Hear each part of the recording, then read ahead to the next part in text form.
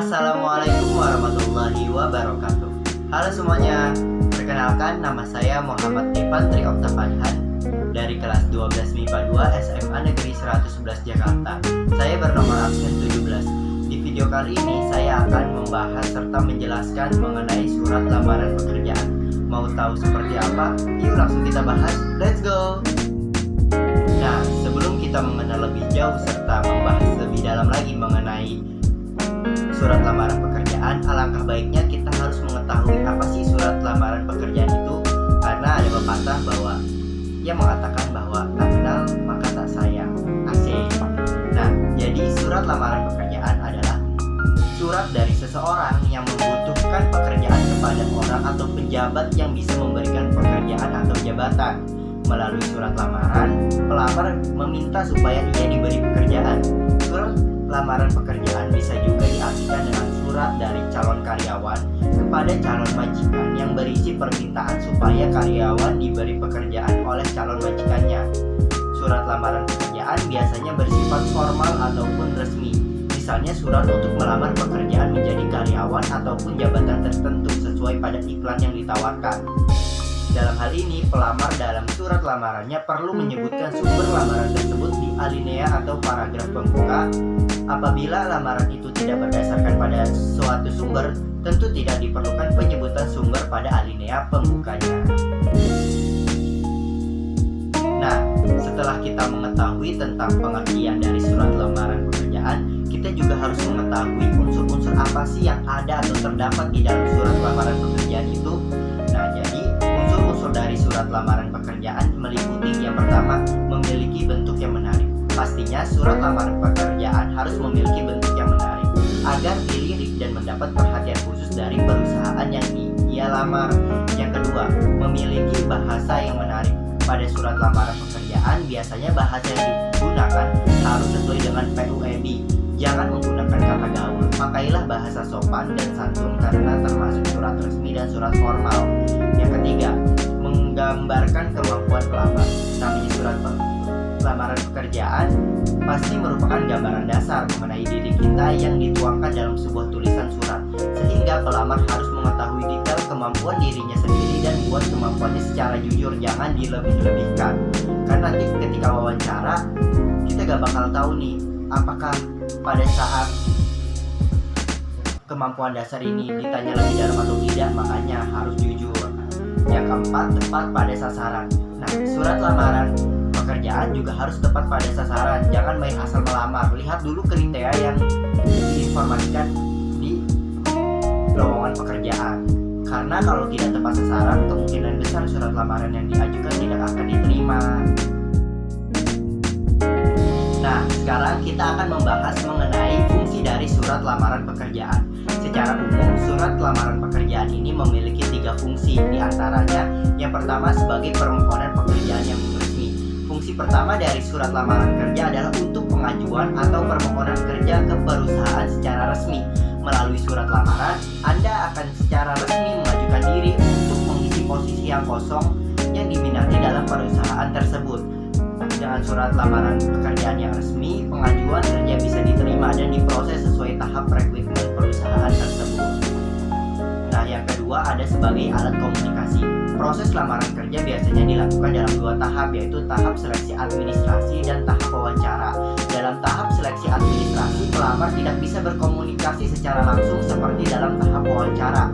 Maka surat lamaran pekerjaan merupakan alat komunikasi pelamar dengan perusahaan yang dilamar.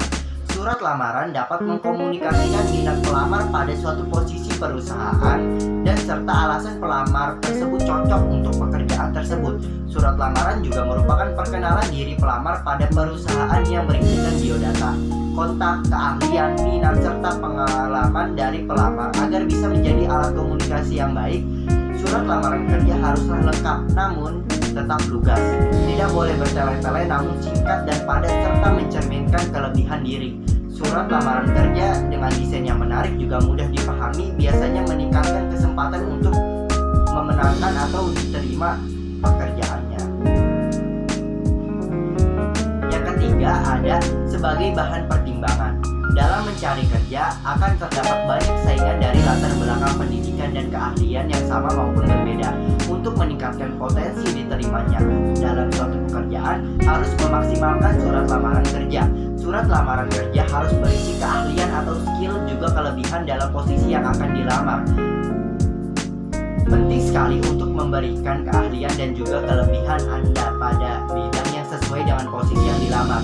Jangan lupa untuk memasukkan latar belakang pendidikan, pengalaman kerja, organisasi, minat, serta alasan mengapa layak untuk direkrut oleh perusahaan tersebut. Semakin baik surat lamaran yang dibuat, maka akan semakin besar kemungkinan untuk diterima dalam perusahaan tersebut. Nah, selanjutnya kita akan membahas mengenai struktur dari surat lamaran pekerjaan. Yang pertama ada tempat dan tanggal. Tempat dan tanggal ditempatkan di pojok kanan atas tanpa titik di akhir karena bukan merupakan suatu kalimat. Jadi pada suatu kertas, tempat dan tanggal ini tulisnya di pojok kanan atas. Nah, tapi nggak pakai titik di akhirnya. Contohnya nih seperti Bandung 28 Agustus 2018. Nah, yang kedua ada lampiran dan perihal. Kata lampiran dan perihal tidak bisa disingkat seperti kata LAMP, titik atau hal titik itu nggak boleh. Terus juga angka dalam kolom lampiran itu ditulis menggunakan huruf. Jadi kalau dalam kolom lampiran itu nggak boleh menggunakan angka. Jadi lebih baik menggunakan huruf. Contohnya lampiran 1 lembar perihal lamaran kerja. Nah, yang ketiga ada alamat surat. Di alamat surat ini tidak menggunakan kata-kata kepada. Alamat yang disarankan tidak lebih dari 3 baris. Jabatan tidak boleh menggunakan jenis kelamin seperti halnya bapak atau ibu. Tulisan jalan pada suatu alamat tidak boleh disingkat. Nah, jadi misalnya jalan JLN itu nggak boleh. Harus lengkap jalan JALAN, nggak boleh JLN gitu. Yang terakhir tidak boleh menggunakan titik di masing-masing akhir barisnya. Nah, karena ini kan bukan suatu kalimat, jadi nggak usah pakai titik gitu loh. Karena dari kalimat itu satu ke kalimat bawahnya itu nggak nyambung, beda. Jadi nggak perlu pakai titik. Contohnya YTH titik manajer sukses mandiri jalan M titik Yamin No 2 Bandung. Yang keempat ada salam pembuka. Salam pembuka dalam surat lamaran pekerjaan merupakan salam atau ucapan hormat yang bisa dimulai dengan kalimat dengan hormat untuk memulai suatu surat lamaran pekerjaan secara formal. Contohnya, dengan hormat, koma, bawahnya, melalui surat ini saya mengajukan lamaran menjadi staf IT support pada PT Maju Mandiri. Yang kelima ada alinea pembuka. Alinea pembuka merupakan alinea utama untuk mengungkapkan pernyataan diri. Maksudnya adalah bila iklan lowongan pekerjaan mencantumkan permintaan untuk pelamar yang merupakan lulusan baru atau fresh graduate dan kebetulan Anda adalah lulusan baru, maka Anda dapat mencantumkannya secara tidak langsung di alinea pembukaan ini. Jadi dapat dikata alinea pembuka merupakan menjadi jembatan utama dialog antara surat lamaran pekerjaan dan iklan lowongan pekerjaan. Hal ini penting agar organisasi atau perusahaan yang akan dilamar merasa dihargai karena tidak hanya membuat surat lamaran yang sama untuk semua perusahaan. Contohnya seperti ini. Dengan hormat, koma, berdasarkan kebutuhan yang tercantum dalam lowongan pekerjaan yang saya peroleh melalui internet, saya siap untuk bekerja keras dan memiliki kualifikasi yang relevan karena saya baru saja lulus dari universitas bidang keahlian administrasi perkantoran. Yang keenam, isi surat. Isi surat lamaran pekerjaan terdiri dari hal-hal berikut ini. Yang pertama, identitas diri berupa nama, tempat tanggal lahir, alamat, pendidikan, terakhir, dan dapat ditambah lagi hal lainnya sesuai dengan keperluan pelamar. Dalam menuliskan keterangan tersebut, huruf awal kata menggunakan huruf kecil. Contohnya nama Budijaya. Tempat tanggal lahir Denpasar 25 Januari 1997. Pendidikan terakhir S1 Sistem Komputer. Alamat Jalan Ahmad Yani nomor 1 Denpasar, Bali 800115. Yang kedua ada maksud dan tujuan, merupakan keterangan mengenai alasan pengirim atau pelamar untuk menulis surat, namanya juga surat lamaran pekerjaan ya, pasti untuk melamar kerja, tapi maksud dan tujuannya ini harus jelas. Misalnya tujuannya ini agar saya bisa diterima karena saya memiliki potensi yang lebih dari yang lainnya, misalnya seperti itu. Yang terakhir, menyatakan lampiran lowongan pekerjaan akan meminta beberapa dokumen persyaratan meliputi ijazah, kartu tanda penduduk, hingga pas foto dan lain sebagainya. Kan sebagai fungsi surat lamaran pekerjaan tadi itu sebagai alat komunikasi, jadi harus menyertakan beberapa lampiran dokumen sebagai bahan dasar juga untuk pertimbangan sebenarnya orang ini layak gak sih untuk diterima bekerja di perusahaan A misalnya gitu. Yang ketujuh ada penutup. Dalam penutup, sebaiknya pelamar pekerjaan harus menunjukkan keantusiasan atau harapan terhadap pekerjaan yang dituju. Contohnya, demikian surat lamaran pekerjaan ini saya buat, besar harapan saya untuk dapat bergabung dan menjadi bagian dari perusahaan. Nah, yang kedelapan ada salam penutup. Jika di awal terdapat salam pembuka, tentunya di bagian akhir juga harus dilengkapi dengan salam penutup. Contohnya, hormat saya, siapa gitu. Nah, yang terakhir ada tanda tangan dan nama terang. Hal ini berguna untuk menginformasikan bahwa pelamar benar-benar menulis lamaran tersebut atas keinginan dirinya sendiri. Bagian ini dibubuhkan tepat di bawah salam penutup. Contohnya kan tadi salam penutup hormat saya, bawahnya itu tanda tangan pelamar, baru bawahnya lagi nama pelamarnya. Contohnya kayak gini nih, kan ini tanda tangan nih, bawahnya itu Budi Jaya. Nah, sekarang kita akan membahas mengenai hal-hal yang harus diperhatikan dalam membuat surat lamaran pekerjaan. Yang pertama ada struktur surat lamaran atau cover letter. Nah, struktur surat lamaran ini terdiri dari beberapa bagian. Yang pertama, perkenalan diri kalian. Dalam membuat surat lamaran pekerjaan, kalian harus memperkenalkan diri kalian secara singkat, gak usah terlalu detail, tapi singkat dan buat itu menarik. Nah, selanjutnya harus sebutkan jenis pekerjaan yang ingin di-apply. Jadi, dalam surat lamaran pekerjaan ini harus tahu nih, kalian mau kerja di bagian apa.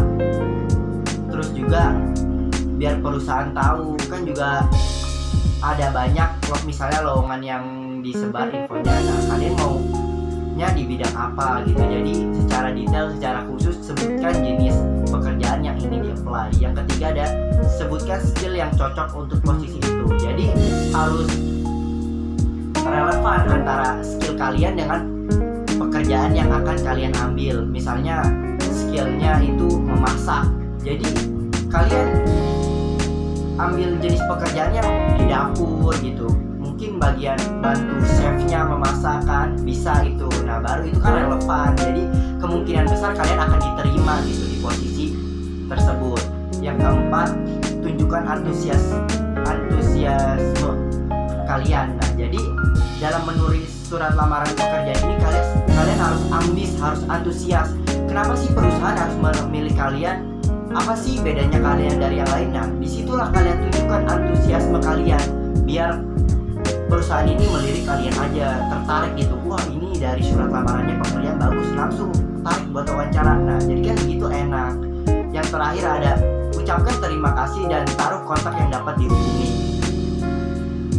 Namanya surat ya, kita surat resmi, kita harus ucapkan terima kasih kepada perusahaan walaupun kita tidak diterima nantinya. Terus juga taruh kontak, siapa tahu di kemudian hari membutuhkan dan melihat surat lamaran pekerjaan kalian bisa jadi gampang dihubungi oleh perusahaannya gitu. Yang kedua ini ada panjang cover letter. Ketika membuat cover letter atau surat lamaran, cukup gunakan satu halaman saja yang bisa dibaca secara ringkas oleh HRD. Percayalah, kerjaan tim rekrutmen serba cepat. Tentu panjang akan melewatkan kesempatanmu. Jadi surat lamaran pekerjaan gak usah panjang-panjang. Kalian buat ringkas tapi menarik biar bisa dilirik oleh HRD perusahaannya gitu. Satu halaman saja cukup kok buat menarik gitu. Makanya atur strategi sebagus mungkin biar cover letter kalian dilirik oleh HRD. Yang ketiga ada make it personal. Cobalah buat CV atau cover letter yang personal. atau berbeda untuk setiap lowongan yang ada. Intinya perhatikan lamaran, jangan sampai terkesan template atau copy paste yang kamu kirimkan ke banyak perusahaan. Manfaatkan juga LinkedIn, itu aplikasi untuk mengetahui perusahaannya atau nama HRD-nya yang mungkin akan memproses. Jadi manfaatkan tuh aplikasi tadi untuk mengetahui perusahaannya itu bagaimana, HRD yang akan memprosesnya itu siapa. Jadi kalau misalnya kalian tahu dan yang lainnya nggak tahu, itu jadi peluang buat kalian bisa semakin diterima di perusahaan itu. Yang keempat, tunjukkan antusiasme ketika melamar. Banyak pelamar yang memasukkan lamarannya hanya sekadar kirim lamaran tanpa benar-benar mengetahui apa posisi yang dilamar dan perusahaan yang dituju. Nah, jadi ditunjukkan antusiasme kalian tuh harus tahu dulu apa sih posisi yang dibutuhkan oleh perusahaan itu, bagaimana kualifikasinya. Jangan main asal lamar. Misalnya kalian lulusannya ilmu gizi, kalian lamar pekerjaannya jadi akuntansi, itu gak relevan. Itu kelihatan banget kalian asal lamar lah, yang penting dapat pekerjaan. Jangan begitu. Kalau misalnya kalian ilmu gizi lulusannya, kalian juga cari pekerjaan yang relevan dengan ilmu gizi sehingga kalian bisa memaksimalkan cover letter kalian. Nah, yang terakhir ini adalah perhatikan typo dan tanda baca. Sebelum dikirim surat lamaran kerjanya, ada baiknya meminta orang lain untuk menilai. Jadi meminimalisir kesalahan penulisan surat lamaran pekerjaan. Tanda baca pada surat lamaran kerja juga harus sesuai dengan EYD. Nah, jadi sebelum dikirim kalian jangan buru-buru udah kirim, yang penting gue udah jadi. Itu jangan. Kalian juga harus memastikan surat lamaran kerjanya udah benar belum penulisannya, tanda bacanya sesuai EYD belum. Dan juga minta orang lain nilai. Gimana sih kalau misalnya orang lain jadi HRD melihat surat lamaran pekerjaan kamu, apakah bakal tertarik atau biasa aja ini mah template gitu. Jadi kalian harus benar-benar sebelum kirim ini benar-benar evaluasi besar-besaran kalau bisa, agar hasil yang dikasih nanti atau di kemudian hari dapat maksimal juga. Siapa tahu dengan hasil kerja keras kalian dapat membuahkan hasil diterima pekerjaan bahkan tanpa lulus wawancara, langsung besoknya bekerja. Kan kita nggak ada yang tahu. Maka dari itu perhatikan typo dan tanda baca ini sangat penting. Walaupun terlihat sepele, ini itu sangat penting. Begitu. Mungkin hanya itu yang dapat saya sampaikan. Semoga dengan adanya video ini dapat menambah pengetahuan dan wawasan teman-teman semua dalam mempelajari surat lamaran pekerjaan. Mohon maaf atas segala kesalahan dan kekurangan saya selama video ini berlangsung, karena sesungguhnya kesempurnaan hanya milik Allah Subhanahu wa Ta'ala dan kesalahan berasal dari diri saya pribadi. Saya akhiri, wabillahi taufik wal hidayah. Wassalamualaikum warahmatullahi wabarakatuh. See you.